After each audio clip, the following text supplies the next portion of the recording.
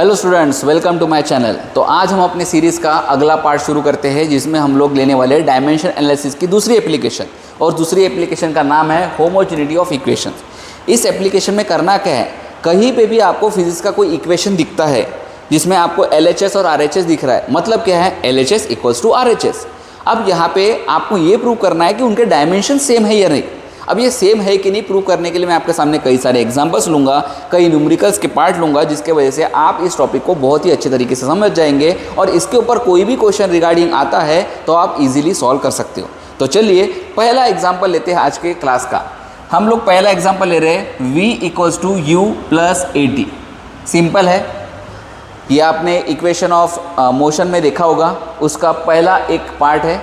देखने के लिए दिख रहा है कि यहाँ पे मैंने LHS में v लिया है, RHS में u लिया है और AT लिया है। अब आप ये इक्वल टू मतलब क्या हो गया कि यहाँ पे जितना भी डायमेंशन इस LHS का होगा उतना ही सेम डायमेंशन आपको इस RHS का भी करना है। ठीक है, अब करने के लिए सबसे पहले मैं LHS का डायमेंशन बनाता हूँ। तो सबसे पहले आप ले लो LHS में कौन है, v मतलब कौन है, फाइनल वेलोसिटी। कौन है, फाइनल वेलोसिटी। फाइनल वेलोसिटी मतलब अब इसका डायमेंशन के लिए इसका यूनिट क्या है वो देख लो, क्या होता है, मीटर पर सेकेंड। अब मीटर और सेकेंड दोनों भी क्या है, फंडामेंटल क्वांटिटी है, जिस वजह से आप इसको डायरेक्टली डायमेंशंस में कन्वर्ट कर सकते हो। तो इसका डायमेंशन क्या हो जाएगा, L1t-1 and this is the dimension of velocity. Same to same dimension आपको किसका करना है, इस RHS का भी लाना है। तो चलिए शुरू करते हैं अपनी प्रोसेस। RHS के लिए RHS में आएगा कौन, पहले आएगा आपका U और उसके बाद आएगा प्लस AT। तो आपको दोनों का डायमेंशन सेम करने। मैं सबसे पहले डायमेंशन निकालता हूँ किसका, U का। देख लीजिए U इक्वल्स टू U मतलब क्या है, इनिशियल वेलोसिटी। क्या है U मतलब, इनिशियल वेलोसिटी। इनिशियल वेलोसिटी के बाद इसका यूनिट क्या होगा, उस हिसाब से मीटर पर सेकेंड। सेम यूनिट है तो डायमेंशन भी क्या बनेगा, वही L1t-1। अब आप नेक्स्ट पार्ट देखिए इसका। नेक्स्ट पार्ट में अपने को क्या करना है, AT को लेना है। A मतलब कौन, A और एक्सेलरेशन। मैं यहाँ लिख देता हूँ सभी का। A मतलब एक्सेलरेशन होता है। एक्सेलरेशन के बाद इसका यूनिट आएगा, यूनिट क्या आता है इसका, मीटर पर सेकेंड स्क्वायर। अब इसका डायमेंशन क्या बनेगा फिर, देख लो, L1t-2। इसके बाद लेटर ऑन कौन आता है एक्सेलरेशन के बाद, फिर यहाँ पे मैं नेक्स्ट इसमें लिख रहा हूँ टाइम के लिए क्या आता है, टाइम हो गया। टाइम के लिए क्या आता है, सेकेंड्स। सेकेंड का डायमेंशन क्या बनेगा फिर उस हिसाब से T1। ठीक है, अब दोनों को कंबाइन कर लो। कंबाइन करोगे देखो AT क्या बनेगा, AT में L1t-2 इंटू ऑफ T1।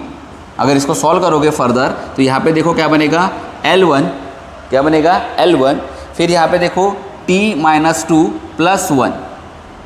तो इस हिसाब से क्या हो जाएगा, L1, देख लो L1t-1।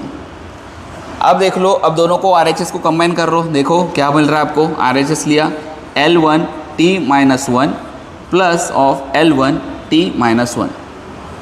क्या दोनों के ही डायमेंशन सेम है, ये क्यों, अब देखो इनको एडिशन मत कर देना गलती से। आप यहाँ पे डायमेंशन कर रहे हैं। हम लोगों ने पढ़ा था कि अगर दो डायमेंशंस है या फिर दो फिजिकल क्वांटिटीज़ है और उनका डायमेंशन सेम है तो उनका ऐड कर सकते हैं, क्योंकि डिफरेंट फिजिकल क्वांटिटीज़ को आप ऐड कर सकते हो क्या, नहीं।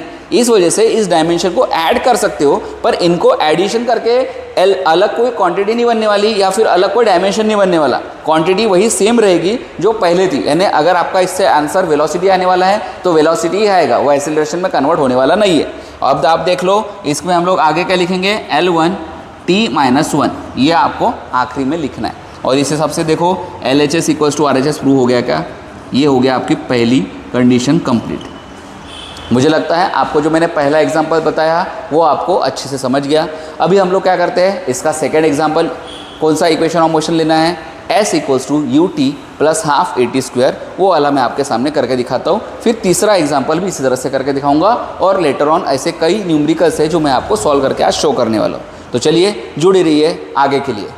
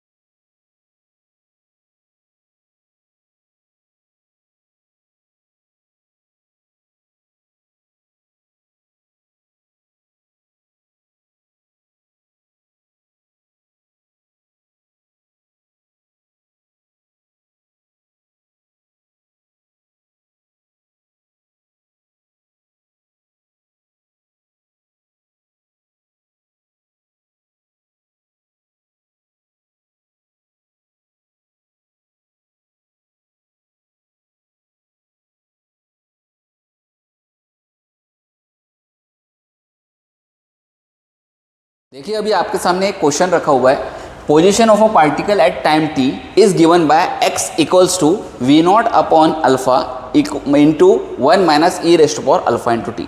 जिसमें आपको करना क्या है, देखो इसमें आपको फिर से वही होमोजेनिटी ऑफ इक्वेशन फाइंड नहीं करना है। इसमें आपको करना ये है कि जैसे कि ये इक्वेशन है, ये ऑलरेडी बोला गया है कि होमोजेनिटी इक्वेशन का पार्ट है। बस इसमें आपको क्या करना है, इस वी नॉट और इस अल्फा इन दोनों के एग्जैक्टली डायमेंशंस क्या है ये आपको फाइंड आउट करना है। अब इसके लिए आप कई सारे तरीक़ों से इसको सॉल्व कर सकते हो, जिसमें मैं आपको एक अच्छा और सिंपल तरीका देता हूँ कि अलग अलग हिस्सों से अलग अलग चीज़ों को निकालो। इक्वेशन हर बार पूरा लेने की ज़रूरत नहीं है। जो जो पार्ट आपके काम का आ रहा है, जिसमें से आपका वो पार्ट का हिस्सा जिसको कैलकुलेट करके दिखाना है या फाइंड करके दिखाना है, वो हिस्सा आप इजीली ले सकते हो। जैसे एग्जांपल, पहले मुझे अल्फ़ा निकालना है, तो सबसे पहले आप क्या ले लो, इसी पार्ट को ले लो। ठीक है, मैं यहाँ पर लिख रहा हूँ, यहाँ पे मैं इस पार्ट को ले रहा हूँ e raised power alpha into t. सिर्फ इतना ही हिस्सा लिए, क्योंकि हमको क्या करना है, अल्फा फाइंड आउट करना है। अब आपको पता होगा कि जब भी मैंने इसके पहले वाले टॉपिक में आपको इंपॉर्टेंस ऑफ डायमेंशंस के बारे में बताया था, तब वहाँ पे साफ साफ शब्दों में लिख के दिया था कि log x या ई रेस्ट पावर समथिंग जो कुछ भी पार्ट रहेगा उसका डायमेंशन नहीं होता। तो यहाँ पे आपको क्या लिखना है, इट इज़ अ डायमेंशनलेस। क्या लिखना है आपको, डायमेंशनलेस। ये जो भी चीज़ है ये क्या है, डायमेंशनलेस है। अब डायमेंशनलेस से मतलब क्या हो जाएगा, m भी 0 है, l भी 0 है और t भी 0 है। और यहाँ पे क्या आएगा, इस पार्ट को हटा के मैं अल्फ़ा इंटू टी ले रहा हूँ। अब ये इसलिए किया क्योंकि क्या है, भले ही अल्फ़ा की वैल्यू कुछ भी हो, बट आपके पास t रखा हुआ है। मतलब t रखा हुआ है तो क्या है, t मतलब टाइम। हम लोग इसके पहले 2 एग्जांपल्स ले चुके हैं उसके बेसिस पे। तो t मतलब टाइम, मतलब t का पावर तो 1 है। तो इसका मतलब यहाँ पे जो अल्फ़ा है उसका भी कोई ना कोई वैल्यू होगा, और उसको पुट करने के बाद ये पूरा टर्म डायमेंशनलेस होगा। इस वजह से हमको अल्फ़ा की वैल्यू निकालनी है, और वो डायमेंशनलेस नहीं है। तो हमको अल्फ़ा की वैल्यू देखो कैसे निकालेंगे। यहाँ पे आपके पास t है, तो मैं इसका डायमेंशन ले रहा हूँ t रेस्ट पावर 1, और यहाँ पे क्या हो जाएगा, m not l not t not. अगर ये t इधर जाएगा तो क्या हो जाएगा, देखो alpha equals to m not l not t not, और यहाँ पे क्या बचेगा, t रेस्ट पावर -1। अब ये इसको अगर इंक्लूड करता हो तो देखो कि अल्फ़ा की वैल्यू क्या बनेगी, alpha equals to m not l not और t -1। और यहाँ से प्रूव होता है कि आपके अल्फ़ा की वैल्यू कितनी आई, t रेस्ट पावर -1। और अगर आप इसको देखो, प्रूव करके देखो, अगर आप अल्फ़ा की वैल्यू t रेस्ट पावर -1 लेते हो, इसकी वैल्यू t रेस्ट पावर +1 होती है, तो -1 + 1 क्या हो गया, 0, और ये बन गया अपने आप डायमेंशनलेस क्वांटिटी। अब देखो लेटर ऑन आपको दूसरा जो निकालना है वो निकालना ही है। तो मैं क्या करूँगा, इस हिस्से को कवर करता हूँ, सिर्फ इतना ही पार्ट लो, बाकी इस पार्ट को छोड़ दो। तो देखो कैसा लिखा मैंने, x इक्वल्स टू क्या हो जाएगा आपके पास, वी नॉट अपॉन अल्फ़ा। अब आपको वी नॉट ये नहीं बताया वॉल्यूम है क्या है, कुछ नहीं, क्योंकि उसका डायमेंशन निकाल के देना है, तो आपको कुछ नहीं मानना है। हम लोग क्या लेंगे, x मतलब कौन है, डिस्टेंस। ठीक है, तो इसका डायमेंशन क्या आएगा, L1। यहाँ पे क्या है, वी नॉट अपॉन, इसका डायमेंशन में निकाला है, क्या निकाला इसका डायमेंशन, t-1। तो ले लिया। अब ये t-1 को कहाँ पुट करूँगा मैं, इधर। तो वी नॉट इक्वल्स टू देखो क्या आ रहा है, L1 t-1, और this is the dimension of v not. तो देखो आपको इजी तरीके से किसका डायमेंशन मिल गया, अल्फ़ा का डायमेंशन भी मिल गया, और किसका डायमेंशन मिल गया, वी नॉट का भी। तो ऐसा ही और एक एग्जांपल लेता हूँ, जिसमें आपको ऐसे ही प्रकार का कोई डायमेंशन निकाल के देना होगा, जिसको आगे आप कोई भी क्वेश्चन लोगे तो आप इजीली समझ जाओगे। तो चलो कंटिन्यू रखो, जर्नी ख़त्म नहीं हुई है, और ना ही वीडियो, तो स्किप भी मत करो गलती से, क्योंकि ये क्वेश्चंस अगर आपने अच्छे से देख लिए तो कोई भी क्वेश्चंस आप किसी भी एक्सरसाइज का आसानी से सॉल्व कर सकते हो। तो चलो कंटिन्यू रखो। तो अगले क्वेश्चन पे आते हैं। इक्वेशन दिख रहा है v equals to a t plus b upon t plus c. फिर से इस इक्वेशन में भी आपको क्या करना है, a, b और c की वैल्यू निकालनी है। देख लो कैसे निकालेंगे। सबसे इजी वाले तरीके से शुरू करो। देखो मैं ब्रैकेट बनाता हूँ, वहीं से शुरू करना अभी। यहाँ पे मैं सबसे पहले किसका निकालने वाले वैल्यू, t प्लस सी की। देखो तो यहाँ पे t प्लस सी मतलब कौन, 0। t और c ये क्या है, अगर कोई भी चीज़, कोई भी फिजिकल क्वांटिटी अगर आप एडिशन में डाल रहे हो, तो एडिशन में डालने का मतलब क्या हो गया कि वो दोनों क्वांटिटी सेम क्वांटिटी ही है। मतलब क्या है, t इक्वल्स टू सी है। यहाँ पे माइनस साइन प्लस साइन देने की जरूरत नहीं है, क्योंकि हम लोग कोई यहाँ पे डायरेक्शन वगैरह बताने नहीं वाले, तो आप सीधा सीधा t इक्वल्स टू सी लिख सकते हो। मतलब देखो क्या हो गया, t की वैल्यू कितना है, t रेस्ट पावर 1, तो मतलब c का वैल्यू कितना आ गया, t रेस्ट पावर 1। इजीली आपने क्या निकाल लिया, c का डायमेंशन फाइंड आउट कर लिया विदाउट एनी प्रॉब्लम। अब दूसरा डायमेंशन किसका निकालना है आपको, देखो b का निकालना है। तो सिंपल, अगर आपको b का निकालना है तो b का निकालना है, तो मैं पहले a का निकाल रहा हूँ। तो यहाँ a का कैसे निकलेंगे, v equals to a into t ले लिया।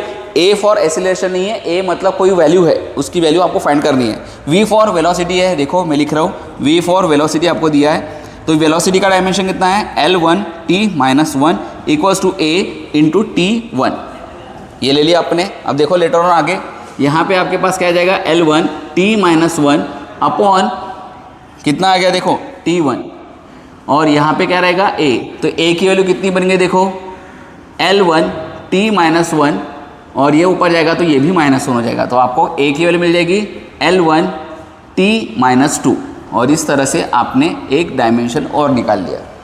तो मुझे लगता है आपको कौन सा मिल गया, a की वैल्यू मिल गई और c की वैल्यू मिल गई। अब किसकी वैल्यू निकालनी है, b की। अब b की वैल्यू निकालने के लिए आप क्या कर सकते हो, सिंपल देखो क्या करना है, मैं क्या कर रहा हूँ, फिर से v equals to b upon t plus c, ये यूज़ कर लो। v की वैल्यू आपको पता है वेलोसिटी है, तो क्या डायमेंशन होगा L1t-1, b की वैल्यू पता नहीं है, t का वैल्यू पता है 1, c का वैल्यू भी 1 ही है, तो यहाँ पे मैं 1 ही लिखूंगा, क्योंकि दोनों के अलग अलग नहीं लिखते आप डायमेंशन, सिर्फ एक ही लिखते हो, तो t प्लस c का आप t1 लिखोगे। फिर लेटर ऑन क्या करोगे, देखो b equals to L1t-1 into t1 ले लिया आपने। फिर देखो -1 + 1 कितना हो जाएगा, सिंपल सा पता फटाक से, ये हो जाएगा सिर्फ और सिर्फ L1, क्योंकि -1 + 1 क्या हो जाएगा 0, और इस तरह से आपने a b c तीनों का डायमेंशन निकाल लिए, जिसमें से a का डायमेंशन कितना है t1, c का डायमेंशन कितना है t1, a का डायमेंशन कितना है L1t-2, और b का डायमेंशन कितना है L1। और मुझे लगता है आज जो मैंने आपको डायमेंशन एनालिसिस का होमोजेनिटी ऑफ इक्वेशन के टॉपिक और उसके जो न्यूमेरिकल्स है वो समझाए, वो आप अच्छे से समझ चुके हो। तो अब हम लोग नेक्स्ट वीडियो में क्या मिलेंगे, इसके तीसरे एनालिसिस के पार्ट के, जिसके भी मैं आपको न्यूमेरिकल्स और इक्वेशंस कैसे बनाते हैं समझा के दूंगा, जिसमें आपको डिड्यूस करना है रिलेशन के बारे में। तो इस तरीके से आपका वो वाला हिस्सा भी खत्म हो जाएगा, और इस तरह से डायमेंशन एनालिसिस का पार्ट पूरी तरह से कवर हो जाएगा। फिर हम लोग प्रोपगेशन ऑफ डायमेंशंस के ऊपर बात करेंगे, और आप ऐसे ही इस पूरी सीरीज़ को अगर देखोगे तो मैं हर एक हिस्सा आपको अच्छे से डिटेल तरीके से समझाने की पूरी कोशिश करूँगा। तो मिलते हैं हम लोग अपने नेक्स्ट वीडियो में।